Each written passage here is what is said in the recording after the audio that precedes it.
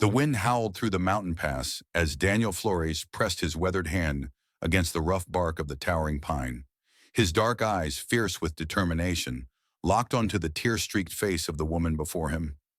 "By winter, you'll carry my son inside you," he promised, his voice cutting through the storm like a blade through silk. The words hung in the air between them, heavy with meaning, weighted with a future neither had dared imagine just months before. Helen Price stood trembling, not from the cold that bit at her exposed skin, but from the raw intensity of his declaration.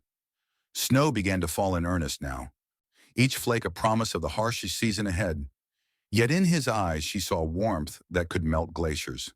Her hand moved instinctively to her still flat belly, where already the first stirrings of new life had begun. The mountain man had kept his word, just as he had promised he would that first desperate night when she had stumbled into his world, broken and hollow as a discarded shell. But that moment of fierce promise lay weeks in the future. The story began much differently, on a day when hope seemed as distant as the stars hidden behind storm clouds, and Helen Price believed herself destined to face the wilderness alone. The October morning dawned gray and bitter when Helen Price first laid eyes on the remote cabin that would become her refuge. Her husband's death 3 months prior had left her with nothing but debts and the cruel whispers of townspeople who seemed to take pleasure in her misfortune. The wagon that had brought her this far into the mountains creaked away down the narrow trail, leaving her standing before a structure that looked barely fit for animals, let alone a woman accustomed to the comforts of town life. The cabin squatted against the mountainside like a wounded animal, its logs darkened by years of weather and neglect. Chinking had fallen from between the timbers, leaving gaps that would welcome winter's bite. The roof sagged in places, and one shutter hung at an odd angle, giving the single window a winking, conspiratorial look that made Helen's stomach clench with dread. She had purchased this property sight unseen, using the last of her meager savings after her husband's creditors had claimed everything else. The land agent in town had assured her it was habitable, though his shifty eyes and nervous manner should have warned her that his definition of habitable differed greatly from hers. Now standing in the thin mountain air with her few possessions piled beside her like the remnants of a shipwreck, Helen felt the full weight of her desperation. The door stuck when she tried to open it, swollen with moisture and warped by time. She put her shoulder against it and pushed, stumbling forward when it finally gave way. The interior was worse than she had imagined. Dust motes danced in the weak light that filtered through the grimy window. Spider webs draped the corners like tattered curtains, and the smell of mice and decay filled her nostrils. A rough table dominated the center of the single room, its surface scarred and stained. A stone fireplace took up most of one wall, its hearth cold and filled with debris. In one corner stood a bed frame, though the mattress had long since been claimed by creatures she preferred not to think about. The floor was dirt, packed hard but uneven, and she could see daylight through several gaps in the wall where the chinking had completely fallen away. Helen sank onto the single chair, a rickety thing that groaned under her weight despite her slight frame. The reality of her situation crashed over her like a mountain avalanche. Winter was coming, the locals had warned her, and winters in these mountains were not forgiving to the unprepared. She had perhaps 6 weeks to make this hovel livable, to gather enough supplies to last until spring, and to learn skills she had never needed in her sheltered life as a merchant's wife. The tears came then, hot and bitter, streaming down her cheeks as she surveyed her new home. She had been so proud, so determined to prove she could survive on her own, rather than accept the charity of relatives who had made it clear she would be a burden. Now that pride seemed like foolish vanity, a luxury she could not afford in the face of the harsh reality before her. As evening approached, Helen managed to clear enough debris from the fireplace to build a small fire.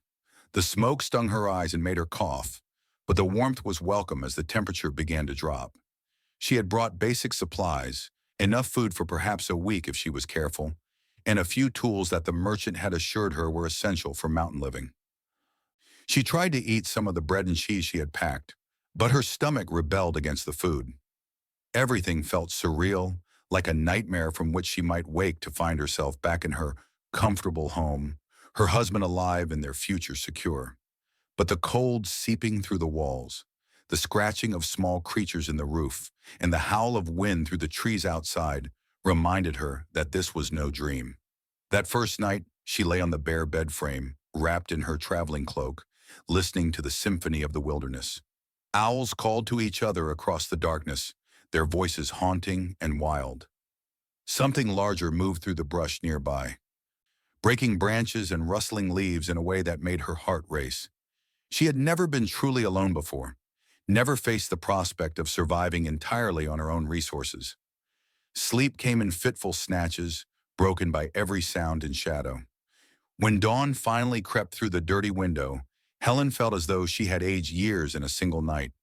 Her back ached from the hard bed frame, her throat was scratchy from the smoky fire, and her hands were already showing the effects of the rough work she had attempted the day before. But with the morning light came a stubborn determination that surprised her. She was Helen Price, and she had not come this far to surrender to despair. Her husband had always said she was stronger than she knew, and perhaps it was time to prove him right. She would make this cabin livable. She would learn to survive in this wilderness, and she would show everyone, including herself, that she was more than just a helpless widow dependent on others' charity. The next few days passed in a blur of backbreaking work and small victories. Helen attacked the cabin's problems with a methodical determination that surprised her. She swept out years of accumulated debris, scrubbed surfaces until her hands were raw, and began the daunting task of rechinking the gaps between the logs. The work was harder than anything she had ever attempted, but each improvement, however small, filled her with a sense of accomplishment she had never experienced as a merchant's wife. The physical labor exhausted her, but it also served as a distraction from the loneliness that threatened to overwhelm her in quiet moments. During her marriage, she had rarely been alone for more than a few hours at a time. Now the silence stretched endlessly, broken only by the sounds of wind and wildlife that seemed to emphasize her isolation rather than provide comfort. On her fourth day in the mountains, while struggling to repair a section of roof that leaked steadily when it rained, Helen became aware that she was being watched.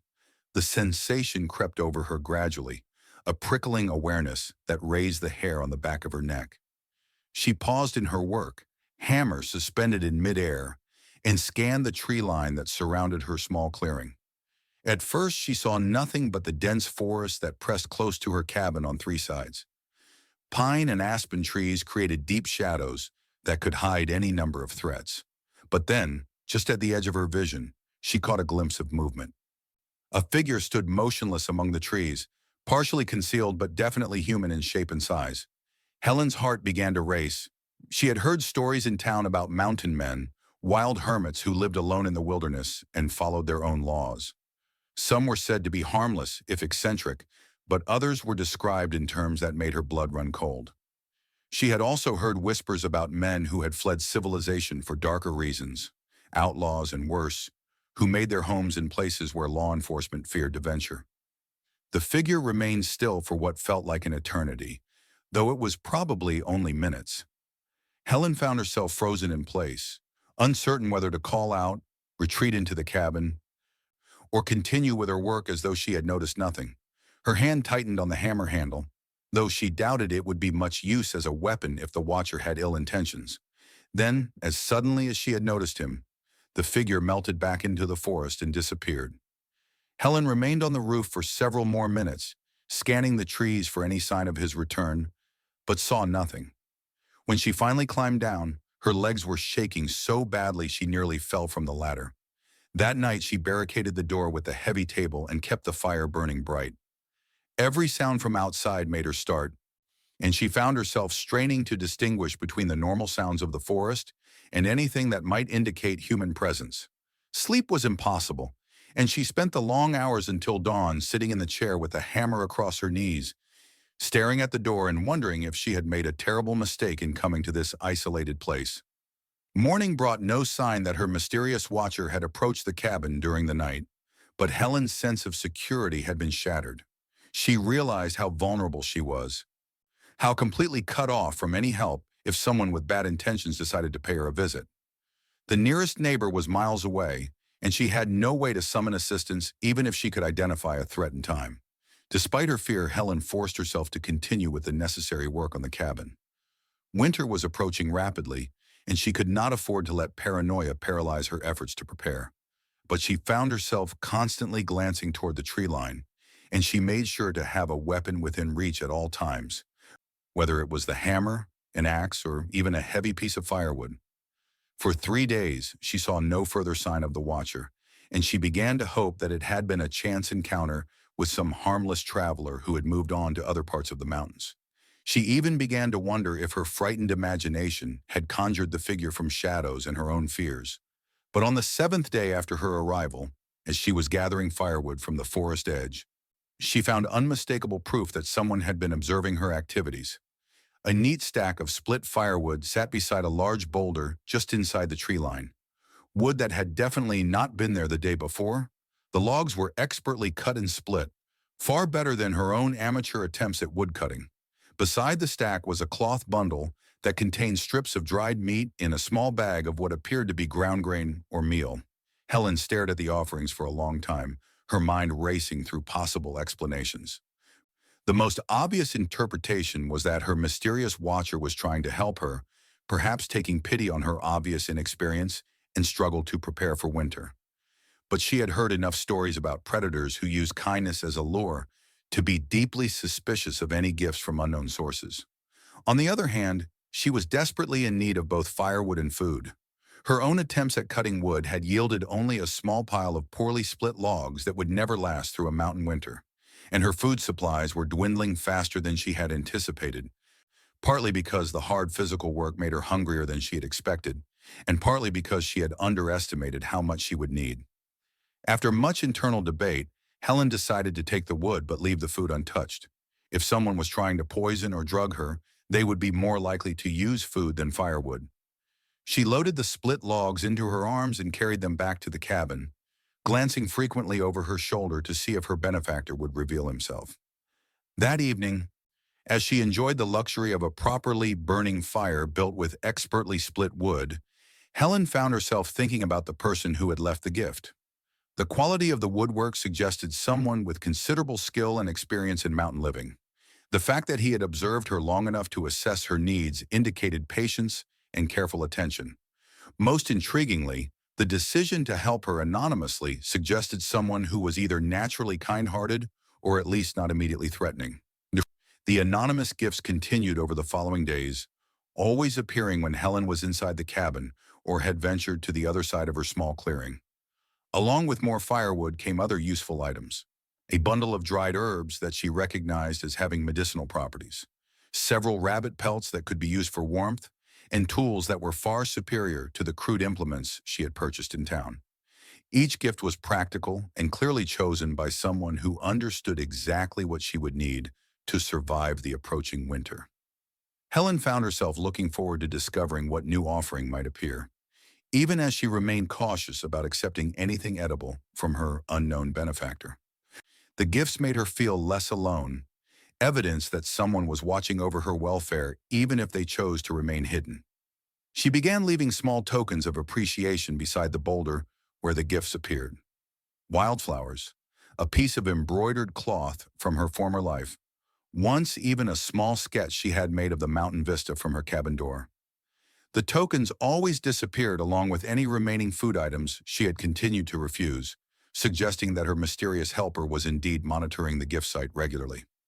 This knowledge should have made her more nervous, but instead she found it oddly comforting. If this person meant her harm, surely they would have acted by now rather than continuing to provide helpful gifts. As October progressed toward November, the weather began to turn more serious. The nights grew longer and colder, and frost appeared on the grass most mornings. Helen had made significant progress on winterizing the cabin, using techniques she had learned from a book on frontier living and skills she was developing through trial and error. But she was increasingly aware that her amateur efforts might not be sufficient for true mountain winter conditions. It was during a particularly difficult day, when she was struggling to install a makeshift door to seal off a section of the cabin that was beyond her ability to properly repair, that her mysterious benefactor finally revealed himself. Helen was wrestling with a heavy piece of wood that was too large for her to maneuver alone when a deep voice spoke from directly behind her. You're going about that wrong. Let me show you. Helen spun around so quickly that she lost her balance and nearly fell. Standing just a few feet away was a man who seemed to have materialized from the forest itself. He was tall and broad-shouldered, with dark hair that needed cutting and a beard that spoke of months in the wilderness. His clothes were practical and well-worn, the kind of garments chosen for durability rather than appearance. But it was his eyes that captured her attention, dark and intelligent, holding a mixture of caution and something that might have been kindness. "I'm sorry I startled you," he said, his voice gentler than his imposing appearance might have suggested. "I'm Daniel Flores. I have a place about 2 miles up the ridge." He gestured vaguely toward the higher elevations. "I've been keeping an eye on your progress, making sure you were managing all right." Helen found her voice, though it came out higher and shakier than she would have liked. "You're the one who's been leaving the gifts." It wasn't really a question, but Daniel nodded anyway. "You look like you could use some help, and I figured you might be too proud or too scared to accept it if I offered directly." His gaze moved to the cabin behind her, taking in her repair work with what appeared to be professional assessment. "You've done better than I expected, but winter comes hard and fast up here. You've got maybe 3 weeks before the real snow starts, and there's still a lot of work to be done." The practical nature of his concern helped Helen overcome her initial shock at finally meeting her mysterious watcher. "I know I'm not doing everything right," she admitted. "I've never lived anywhere like this before. But I'm learning, and I'm not giving up." Something in her tone seemed to earn his approval, because Daniel's stern expression softened slightly. "Mind if I take a look at what you're trying to do here? I might be able to offer some suggestions." Helen hesitated for only a moment before stepping aside to give him access to her work. She watched as he examined her repair attempts, noting how his experienced hands quickly identified problems she hadn't even recognized. When he began to explain better techniques for sealing gaps and reinforcing weak points, she listened with the intensity of a student whose life might depend on mastering the lesson. "You'll want to bank earth around the foundation before the ground freezes," Daniel said, running his hand along the base of the cabin wall. "And this section here needs more than chinking. You're going to need to replace at least 3 of these logs before winter sets in properly." The magnitude of the work he was describing made Helen's heart sink. She had been proud of her progress, but clearly it was nowhere near sufficient. "I don't know if I can do all of that in 3 weeks," she said quietly. "I'm still learning how to use most of these tools properly." Daniel studied her face for a moment, as though weighing some internal decision. "I could help you," he said finally. "If you're willing to accept help from a stranger, that is. I know these mountains, and I know what it takes to survive a winter up here. You're going to need more than determination to make it through to spring." Helen felt a surge of relief so strong it nearly brought tears to her eyes. But years of caution, intensified by her recent experiences with people who had taken advantage of her vulnerability, made her hesitate. "Why would you want to help me? What would you expect in return?" The question seemed to amuse rather than offend him. "Fair enough. I suppose I'd expect you to listen to what I tell you about surviving up here and to work as hard as you're able. Beyond that, I'm not looking for anything from you. I've got supplies enough for 2 people to get through the winter, and I'd rather have a living neighbor come spring than spend the cold months wondering if I should have done more to help." His matter-of-fact tone and practical reasoning made his offer seem less threatening than it might have otherwise. Helen found herself studying his face, looking for signs of deception or hidden motives. What she saw was weathered competence and a straightforward honesty that reminded her of her late husband's business associates, men who said what they meant and meant what they said. "All right," she said finally. "I accept your help and I'm grateful for it. But I want to be clear that I intend to pull my own weight. I'm not looking for charity or for someone to take care of me. I came up here to prove I could manage on my own." Daniel's smile was the first truly warm expression she had seen from him. "I wouldn't have offered to help if I thought you were the kind of woman who needed taking care of. Anyone who's made it this far on her own has more backbone than most folks give her credit for."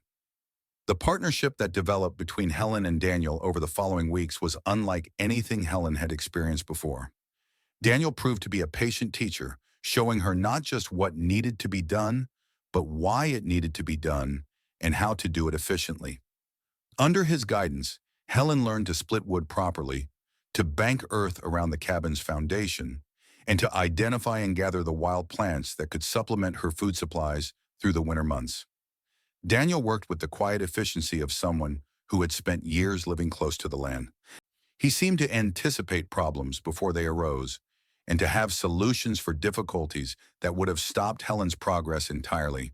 But he was careful never to take over completely, instead guiding her hands until she could perform tasks herself and stepping back to let her practice new skills, even when his own methods would have been faster.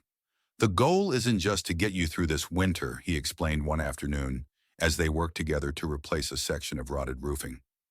It's to make sure you know enough to handle whatever comes up on your own. I won't always be around to help, and you need to be confident in your own abilities.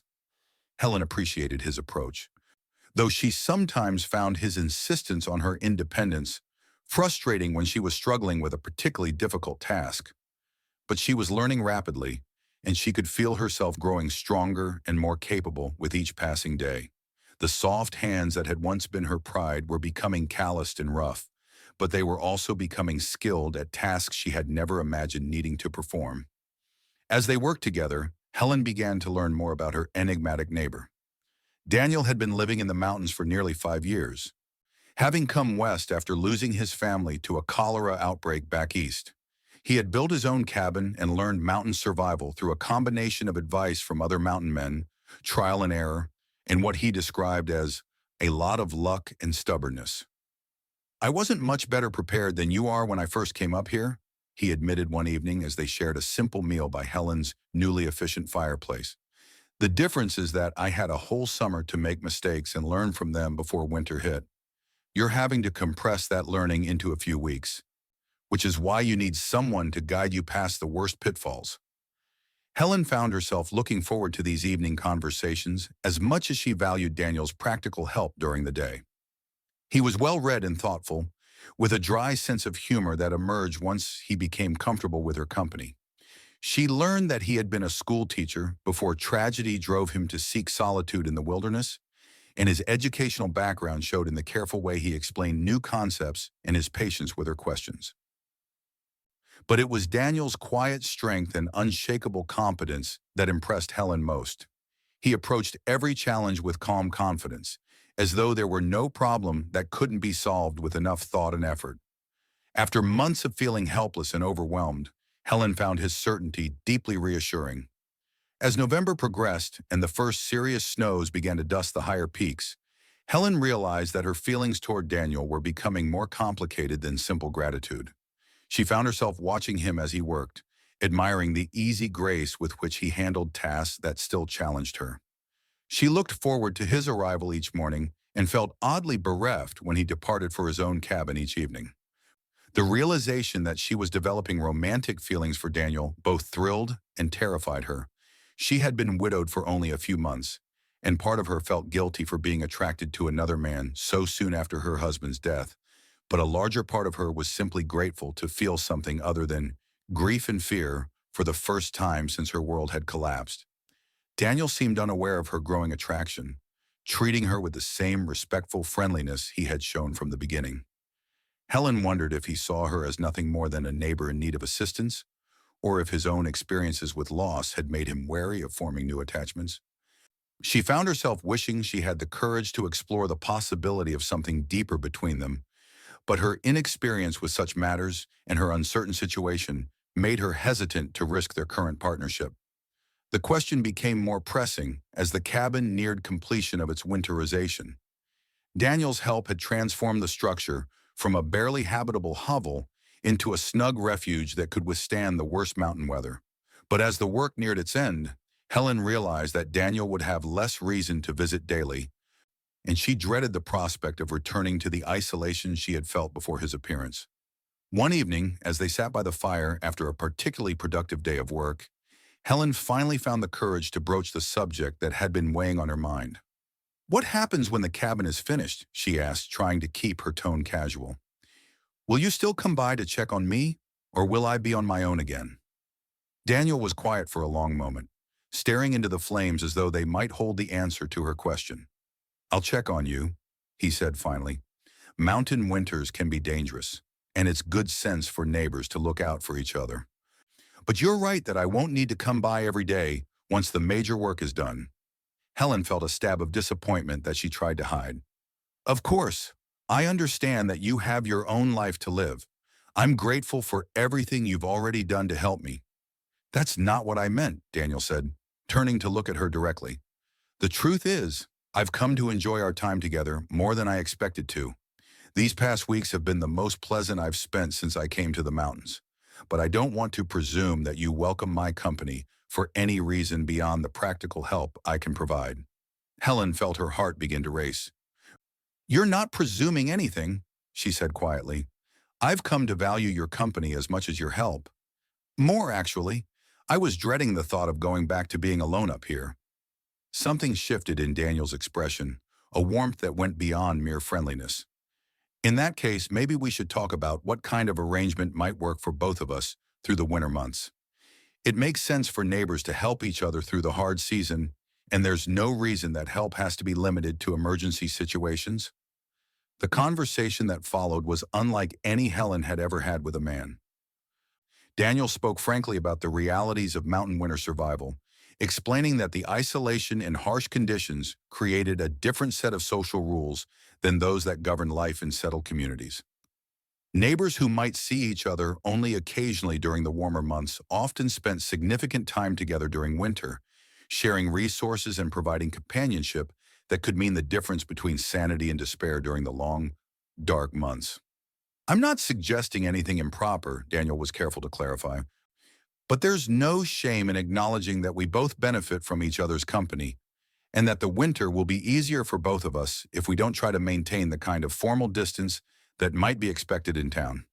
Helen understood what he was offering, and she was grateful for his tactful approach to a delicate subject. The prospect of spending the winter months in Daniel's company, even if their relationship remained platonic, was infinitely preferable to facing the isolation alone.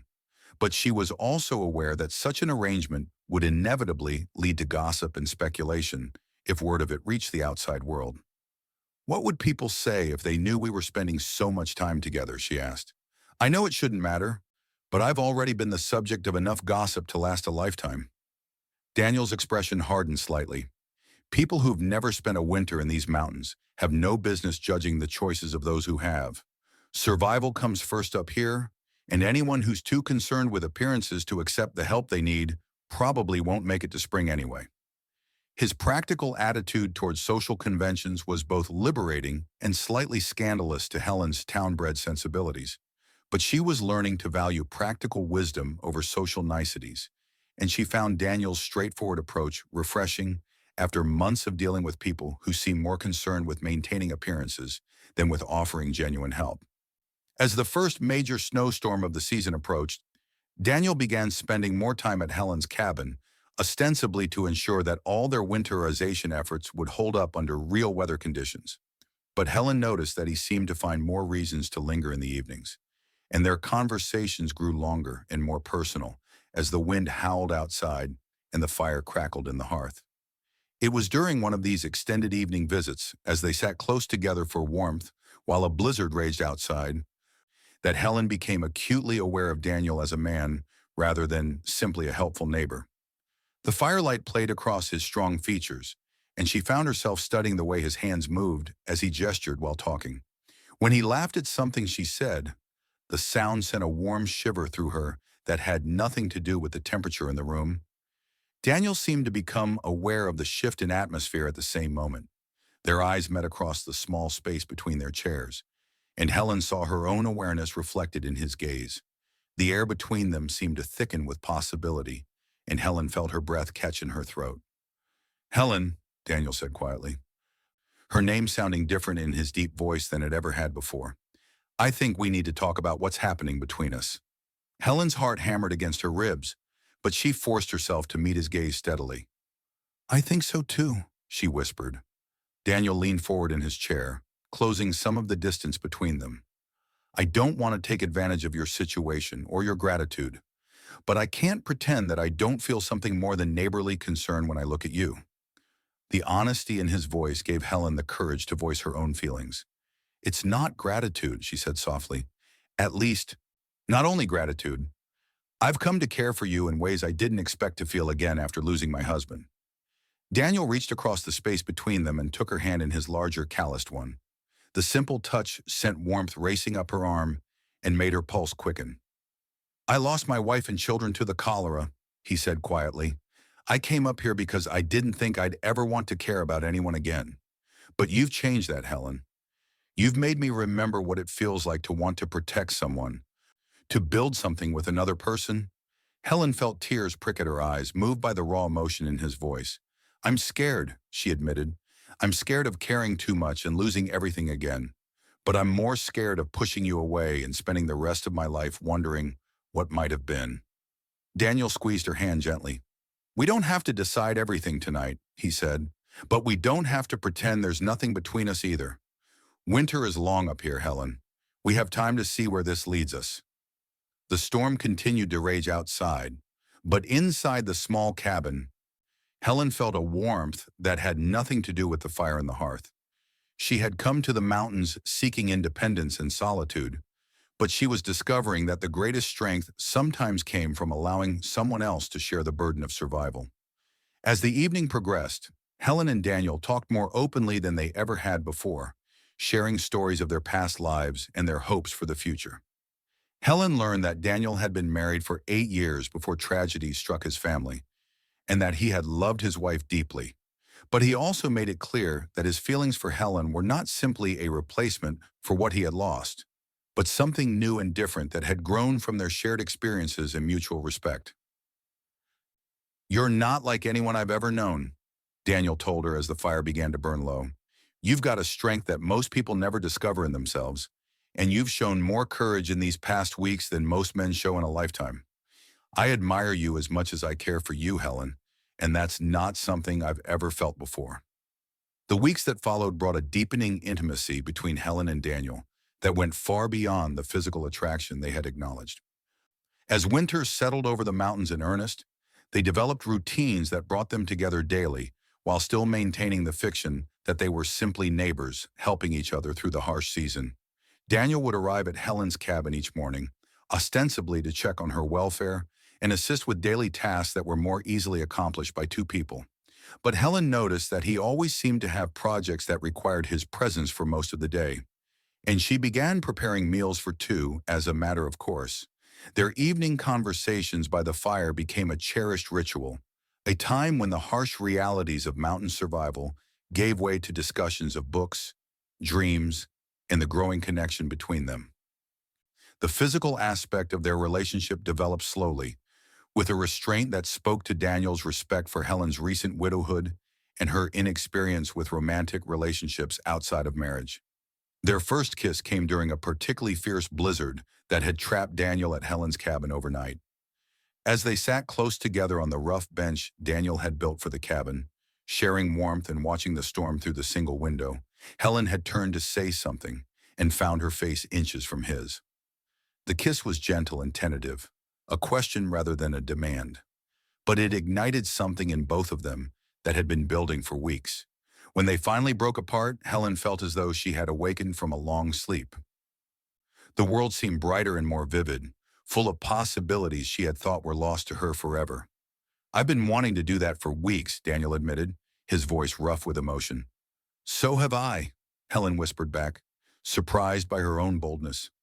From that night forward, their relationship took on a new dimension of intimacy and tenderness. Daniel began staying overnight at Helen's cabin more frequently, initially sleeping on the floor by the fire, but eventually sharing her bed when the cold became too severe for such formalities. Their physical relationship deepened gradually, with a passion that was all the more intense for being unexpected. Helen discovered aspects of herself she had never known existed. Her marriage had been comfortable and affectionate, but it had never awakened the kind of fierce desire she felt for Daniel. With him, she felt truly alive for the first time in her adult life, as though she had finally found the person she was meant to be. Daniel, for his part, seemed to find in Helen a healing for wounds he had thought would never close.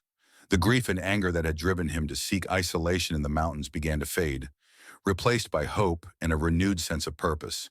He spoke of plans for the spring, improvements they could make to both cabins, ways they could work together to build a more comfortable and secure life in their mountain refuge. As January gave way to February, Helen began to suspect that their winter intimacy had consequences beyond the emotional bond they had formed. Her monthly cycles, which had been irregular since her husband's death due to stress and poor nutrition, had stopped entirely. At first, she attributed this to the physical demands of mountain life and the limited diet of preserved foods that sustained them through the winter months.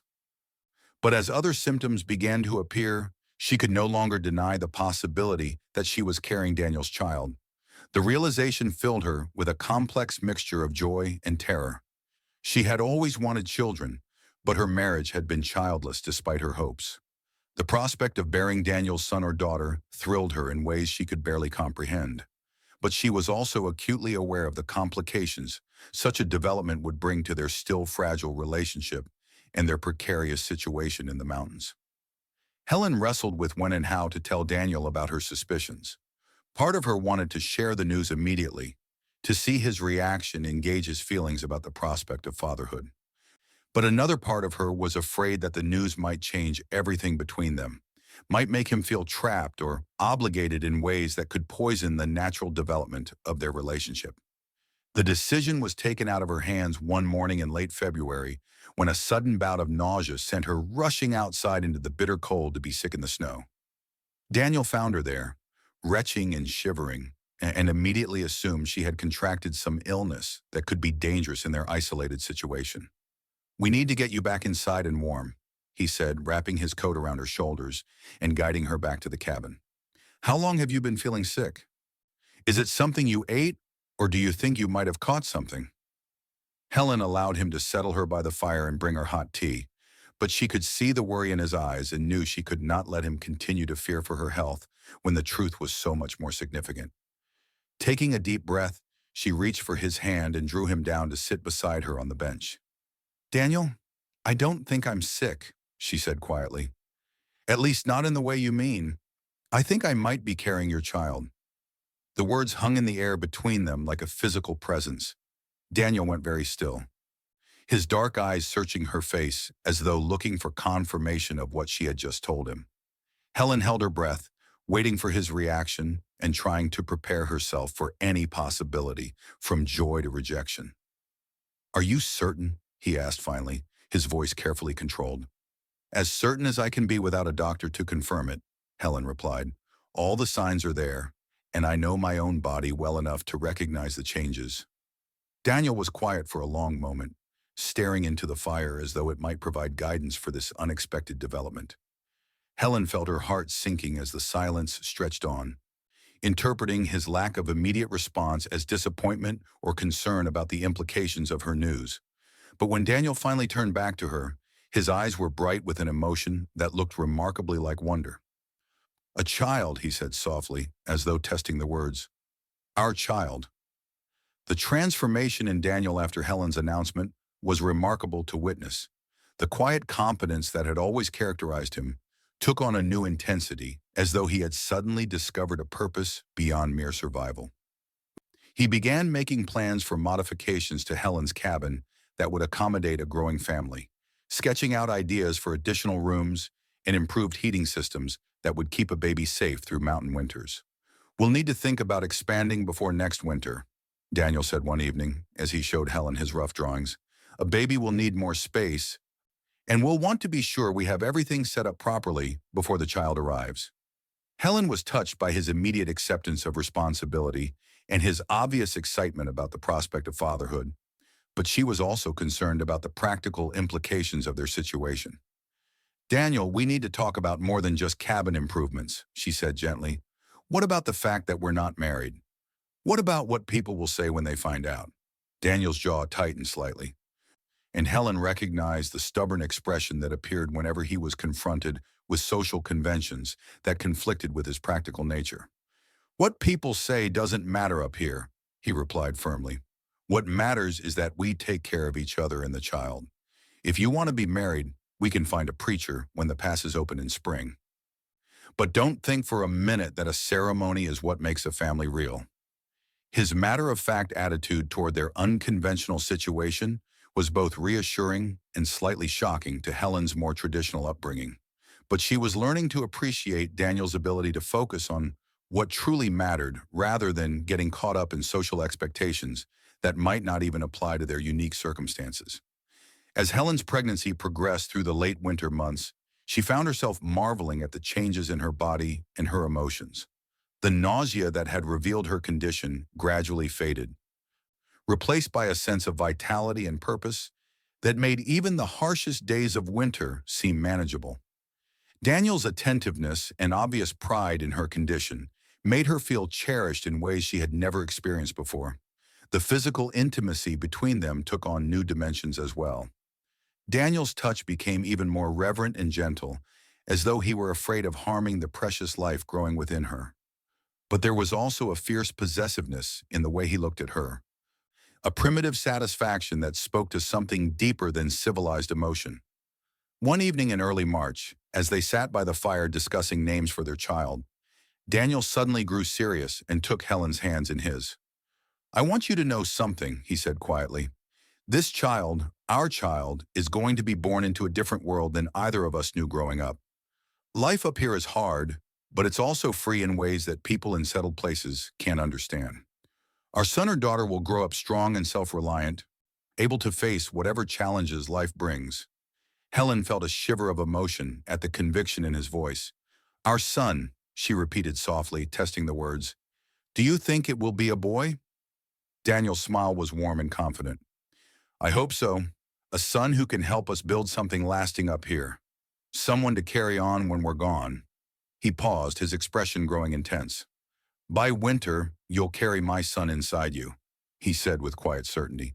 "And he'll be born into a family that chose each other, not because of obligation or convention, but because of love and mutual respect." The words sent a thrill through Helen that had nothing to do with the warmth of the fire. She could see their future stretching ahead of them, challenging but full of possibilities she had never dared to imagine. The frightened, desperate woman who had arrived at the mountain cabin just months before seemed like a stranger now, replaced by someone stronger and more confident than she had ever thought possible. As spring began to show the first tentative signs of its approach, Helen and Daniel made plans for their future together. They would be married as soon as it was practical, not because they felt their relationship needed the validation of ceremony, but because they wanted their child to have the security that legal recognition could provide. Daniel began talking about improvements to his own cabin as well, envisioning a time when they might maintain two homes and choose where to spend their time based on the seasons and their needs. The prospect of becoming parents had also made them both more aware of their isolation and the importance of building connections with other mountain families. Daniel knew of several other couples and families scattered throughout the region, people who had chosen mountain life for various reasons, but who maintained loose networks of mutual support and assistance. "It'll be good for the child to know other children," Daniel explained, "and good for us to have neighbors we can count on if emergencies arise. Mountain life doesn't have to mean complete isolation, especially when there are children to consider." Helen was intrigued by the idea of becoming part of a larger community, even one as scattered and informal as Daniel described. She had felt so alone during her first weeks in the mountains that the prospect of belonging to a network of families who understood their chosen lifestyle was deeply appealing. But even as they made plans for the future, Helen was aware that their current happiness existed in a kind of bubble, protected by winter's isolation from the judgments and complications of the outside world. Spring would bring not only new possibilities but also new challenges as they navigated the reactions of others to their unconventional relationship and impending parenthood. The first real test of their relationship came in late March when an unexpected early thaw made the mountain passes temporarily passable. Helen was hanging laundry on the line Daniel had strung between two trees when she heard the sound of approaching horses. Her heart leaped with a mixture of excitement and anxiety as she realized that their winter isolation was about to end. The visitors turned out to be two men from the settlement where Helen had purchased her supplies before winter, traders who made regular circuits through the mountain communities to buy furs and sell goods that couldn't be produced locally. Helen recognized one of them as the merchant who had sold her the basic tools and supplies she had brought to the cabin, though he seemed surprised to see her looking so healthy and well-established. Mrs. Price, isn't it? The merchant said as he dismounted from his horse. We heard you'd come up here for the winter, but I have to admit we weren't sure you'd still be here come spring. These mountains can be unforgiving to folks who aren't used to the life. Helen felt a flush of pride at having exceeded his expectations. But she was also acutely aware of Daniel's presence beside her and the obvious implications of his being at her cabin so early in the day. The second trader, a younger man she didn't recognize, was looking back and forth between them with undisguised curiosity. I've managed quite well, thank you, Helen replied with as much dignity as she could muster. My neighbor Daniel Flores has been very helpful in teaching me what I needed to know about mountain living. The merchant's eyebrows rose slightly at the word neighbor, and Helen realized that her attempt at discretion might have been too subtle. Daniel, apparently reading the situation the same way, stepped forward and placed a protective hand on Helen's lower back. Mrs. Price and I are planning to be married as soon as we can arrange for a preacher to come up here, Daniel said calmly. We'd be grateful if you could spread the word that we're looking for someone qualified to perform the ceremony. The announcement had the desired effect of forestalling any inappropriate speculation, but Helen could see the calculating look in the merchant's eyes as he processed this information. News of her relationship with Daniel would spread quickly through the trading networks, and she could only hope that most people would focus on the upcoming marriage rather than speculating about the timeline of their relationship. The traders stayed only long enough to conduct their business and share news from the outside world, but their visit marked the end of Helen and Daniel's winter cocoon. Over the following weeks, as the weather continued to improve and travel became more feasible, they received a steady stream of visitors, other mountain families eager to reconnect after the isolation of winter, traders and trappers passing through on their way to other destinations, and even a few curious townspeople who had heard rumors about the widow who had survived her first mountain winter. Most of their visitors were friendly and accepting, particularly the other mountain families who understood the realities of their chosen lifestyle. Helen was welcomed warmly by the other women, who shared practical advice about everything from preserving food to treating common ailments with mountain plants. She began to feel part of a community in ways she had never experienced even in town, where social hierarchies and conventional expectations had often made her feel like an outsider. But not all their visitors were so accepting. One particularly unpleasant encounter came when a group of men from Helen's former town arrived ostensibly to check on her welfare, but clearly motivated by curiosity and gossip. Their leader was a man named Timothy Taylor, a local businessman who had made several inappropriate advances toward Helen during her widowhood and had been offended by her rejection. Helen, we've been worried about you all winter, Timothy said with false concern as he dismounted from his horse. When we heard you were living up here alone, we thought we should come check on your situation. Helen felt Daniel tense beside her, and she placed a calming hand on his arm even as she struggled to maintain her composure. As you can see, I'm doing very well, she replied coolly. I appreciate your concern, but it was unnecessary. Timothy's gaze moved pointedly to Daniel, taking in his possessive stance and the obvious intimacy between them. I can see you've found companionship, he said with a smirk that made Helen's skin crawl. Though I have to wonder what your poor husband would think about how quickly you've forgotten him. The insult hung in the air like a physical blow. Helen felt tears of anger and humiliation spring to her eyes, but before she could respond, Daniel stepped forward with a dangerous expression that made Timothy take an involuntary step backward. I think you'd better leave, Daniel said quietly, his voice carrying a threat that needed no elaboration. Mrs. Price doesn't need to justify her choices to you or anyone else. Timothy's face flushed red, but he was clearly intimidated by Daniel's imposing presence. This isn't over, he muttered as he remounted his horse. People have a right to know what kind of woman they're dealing with. As the unwelcome visitors rode away, Helen felt the full impact of what their relationship would mean in terms of social consequences. She had known intellectually that there would be gossip and judgment, but experiencing it firsthand was more painful than she had anticipated. Daniel drew her into his arms, holding her close as she struggled not to cry. Don't let him get to you, he murmured against her hair. He's just a small man trying to make himself feel important by tearing down someone who had the courage to build a better life. Helen took comfort in Daniel's strength and support, But she couldn't shake the feeling that Timothy Taylor's visit was only the beginning of the challenges they would face from the outside world. The confrontation with Timothy Taylor proved to be a turning point in Helen and Daniel's relationship with the outside world. Word of their unconventional arrangement spread quickly through the trading networks and settled communities, generating reactions that ranged from understanding acceptance to moral outrage. Helen found herself the subject of speculation and judgment from people she had never met, her reputation dissected and debated in parlors and general stores throughout the region. But the controversy also had an unexpected positive effect. It brought them closer to the mountain community that understood their situation and supported their choices. Other families who had faced similar challenges rallied around them, offering practical help and emotional support that made Helen feel truly accepted for the first time in her adult life. One particularly meaningful gesture came from an older couple, Michael and Angela, who lived about 10 miles away and had been married for over 30 years. They arrived at Helen's cabin one morning with a wagon full of baby supplies and furniture, items they had saved from their own children's infancy. "We heard you might be needing these," Angela said with a warm smile as she helped unload a beautifully carved cradle. "Michael made this for our first child 40 years ago, and it's been waiting for the right family to use it again." Helen was moved to tears by their generosity and the implicit acceptance it represented. "I don't know how to thank you," she said, running her hands over the smooth wood of the cradle. "You don't need to thank us," Michael replied gruffly. "We all help each other up here.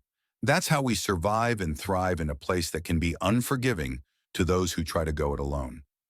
As Helen's pregnancy progressed into its final months, the support of the mountain community became increasingly important.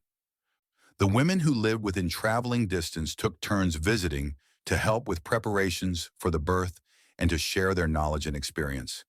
Helen learned about traditional remedies for pregnancy discomforts, techniques for managing labor without medical assistance, and practical skills for caring for a newborn in challenging conditions. Daniel, meanwhile, threw himself into preparing for fatherhood with the same methodical intensity he brought to all his endeavors. He expanded Helen's cabin to include a proper nursery, complete with carefully crafted furniture and storage for baby supplies. He also began building relationships with other fathers in the community, seeking advice and learning from their experiences. "I never thought I'd have another chance at this," Daniel confided to Helen one evening as they sat together in the nursery, surrounded by the tangible evidence of their approaching parenthood. "After losing my first family, I assumed that part of my life was over. But now, with you and our child, I feel like I'm getting a second chance to build something meaningful." Helen reached for his hand, intertwining their fingers as she felt the baby move within her. "We're both getting second chances," she said softly. "I never imagined I could be this happy or feel this complete." As summer gave way to early autumn, Helen's pregnancy entered its final phase. The baby was active and healthy, according to the experienced women who served as midwives in the mountain community. Helen felt strong and confident, her body having adapted well to the physical demands of pregnancy combined with mountain living. It was during this time that Daniel made the promise that would define their future together. They were standing on the ridge above Helen's cabin, watching the sunset paint the mountains in shades of gold and crimson, when Daniel suddenly turned to her with an expression of fierce determination. "Helen," he said, taking her hands in his and looking directly into her eyes, "I want you to know something. This child you're carrying, our son, he's going to be born into a family that chose love over convention, strength over comfort, and I promise you, by winter, you'll carry my son inside you with the pride and joy he deserves." The words were both a declaration and a vow, spoken with the kind of intensity that made Helen's heart race. She could see their entire future in Daniel's eyes, the challenges they would face together, and the strength they would find in each other. "I love you, Daniel Flores," she said, her voice strong despite the tears that threatened to fall. "And I'm proud to carry your child, proud to build this life with you." As they stood together on the mountain ridge, Helen felt the baby kick strongly, as though responding to his father's words. The sensation filled her with a deep sense of completion and purpose that she had never experienced before. She was no longer the frightened, desperate widow who had fled to the mountains in search of survival. She was a woman who had found love, strength, and purpose in the most unexpected place, and she was ready to face whatever challenges the future might bring. The promise Daniel had made that evening became a touchstone for both of them as they prepared for their child's birth and their life together as a family.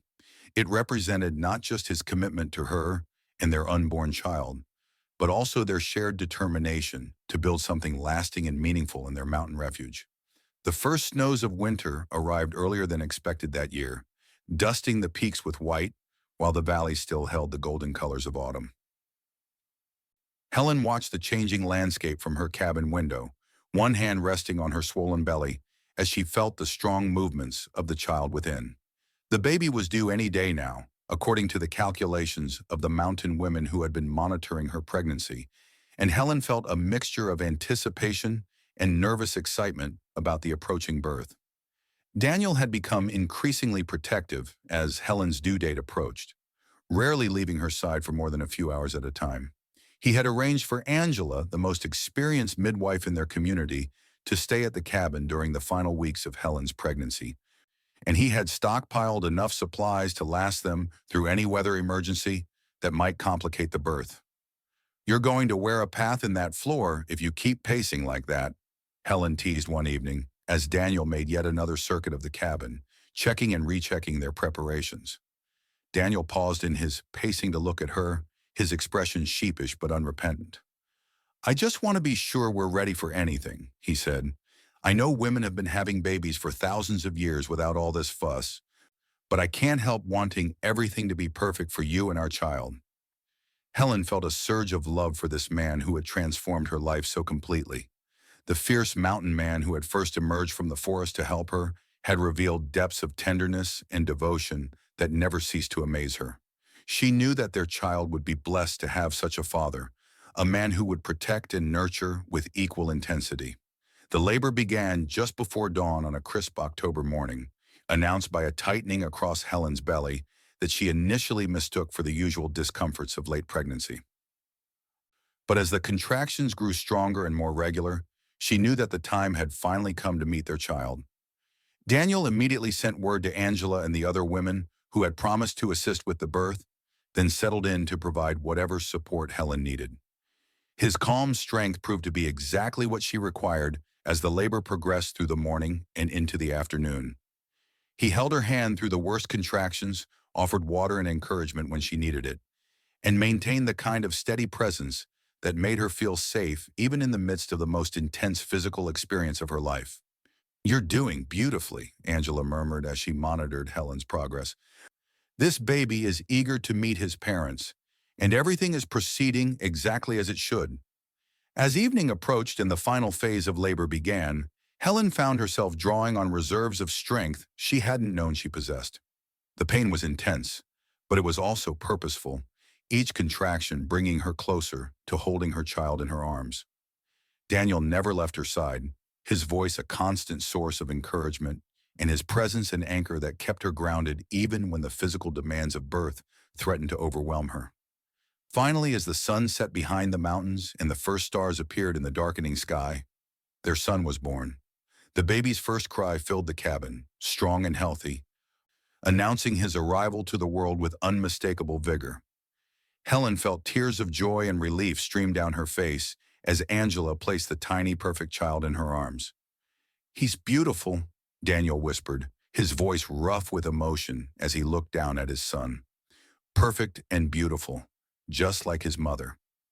The baby had Daniel's dark hair and strong features, but his eyes, when they briefly opened, seemed to hold Helen's gentle intelligence. He was small but sturdy, with the kind of robust health that promised he would thrive in the mountain environment where he would grow up. As Helen held their son for the first time, she remembered Daniel's fierce promise from that evening on the ridge. By winter, he had said, she would carry his son inside her. Now, as the first snow of the season began to fall outside their cabin, she held that promise fulfilled in her arms. "What shall we name him?" Daniel asked softly, reaching out to touch his son's tiny hand. Helen looked down at the child who represented their love and their future, the tangible proof that two broken people could find healing and wholeness together. "Aaron," she said without hesitation. "Aaron Flores. for the strength he'll need to thrive in this beautiful, challenging place we call home. Daniel's smile was radiant as he leaned down to kiss both Helen and their newborn son. Aaron Flores, he repeated, testing the name. Our son, born of love and determination, destined to carry on the legacy we're building together in these mountains. As the snow continued to fall outside, blanketing their mountain refuge in pristine white, Helen felt a deep sense of completion and gratitude. She had come to the mountains as a desperate widow, seeking mere survival, but she had found so much more.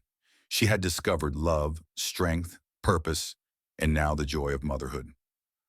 The frightened woman who had first stumbled into this cabin seemed like a stranger now, replaced by someone confident in her ability to face whatever challenges life might bring.